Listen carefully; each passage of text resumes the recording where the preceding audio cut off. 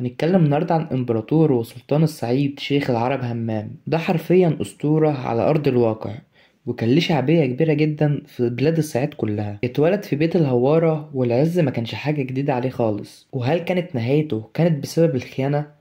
هنعرف مع بعض في الفيديو ده كل تفاصيل حياته. بس قبل ما ندخل في اي تفاصيل، ما تنساش اللايك والسبسكرايب والشير عشان القناة تكبر بيكم، وما تبخلوش عليا بالدعم، وما تنساش الصلاة على النبي. ويلا نشوف ايه الحكاية. الاول بس عاوزكم تنسوا اللي حصل في المسلسل كله، لان كان فيه دراما كتير قوي والمخرجين بيجودوا من عندهم. فاحنا النهارده مع بعض هنعرف الحقيقة وهنعرف القصة ايه بالظبط. اسمه الحقيقي همام بن يوسف بن احمد بن محمد بن همام الهواري.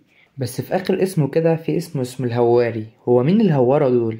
تعالوا الأول نشوف مع بعض مين الهوارة دول. الهوارة من أكبر القبائل في مصر والوطن العربي.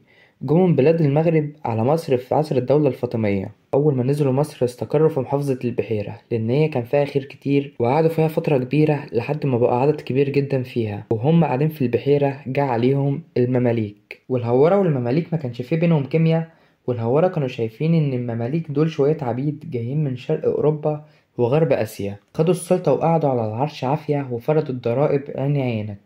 وطبعا الهوارة ما كانوش حابين كده خالص. والهوارة طبعا ما غلطوش ان المماليك كانوا عبيد اصلا. والعرب ومن ضمنهم الهوارة قالوا ايه شوية العبيد اللي هيحكمونا ويتنططوا علينا دول وهيدفعونا ضرايب كمان، احنا مش هندفع وهنعمل ثورات. بس للأسف مع كل ثورة المماليك كانوا يعملوا حملة تأديب العربان ويجبروهم على دفع الضرايب.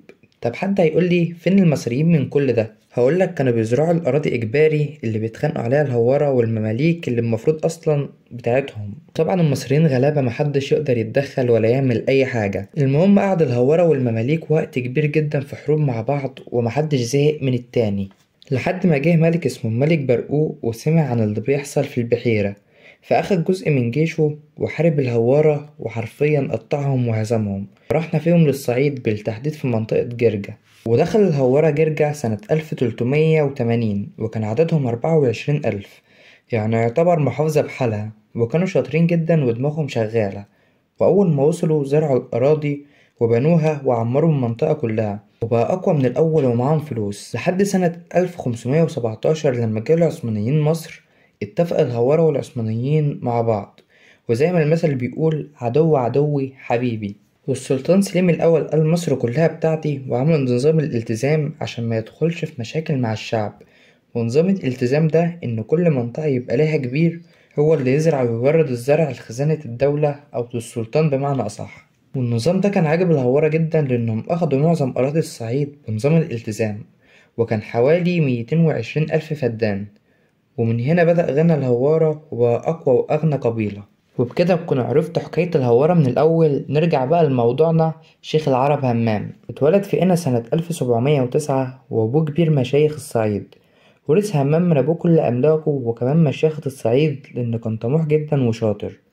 وقال الأراضي دي بس مش كفاية، واشترى كل أراضي الصعيد من أوله لحد أسوان. وبكده بقى هو الملك الفعلي لكل أراضي الصعيد حرفيا. عمل زي جيش صغير من الهوارة عشان يحمي أملاكه، وكأنه دولة جوه دولة وهو الحاكم الفعلي فيها.